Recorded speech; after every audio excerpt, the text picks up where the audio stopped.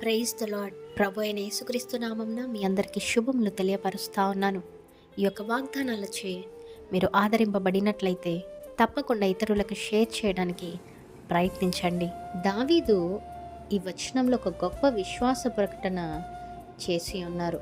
అదేంటంటే ఆయన కృపాక్షేమములు అప్పుడప్పుడు వస్తాయి అని చెప్పలేదు, నా బ్రతుకు దినములన్నీ అనేసి ప్రకటించి ఉన్నారు. మరి దేవుని బిడ్డల జీవితంలో కృప అనేది ఒక సంఘటన కాదు, అది ఒక జీవన విధానం.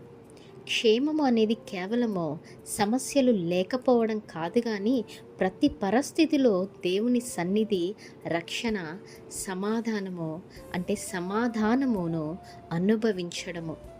మనుషులు నిన్ను విడిచిపెట్టవచ్చు, అవకాశాలు మోసుకుపోవచ్చు, పరిస్థితులు మారవచ్చు, కానీ దేవుని కృప నిన్ను ఎన్నటికీ కూడా విడిచిపెట్టదు. ఆయన క్షేమము నీ జీవితాన్ని కాపాడుతుంది. నమ్మండి, విశ్వాసం ఉంచండి. ఆమేన్. Praise the Lord. Have a great day.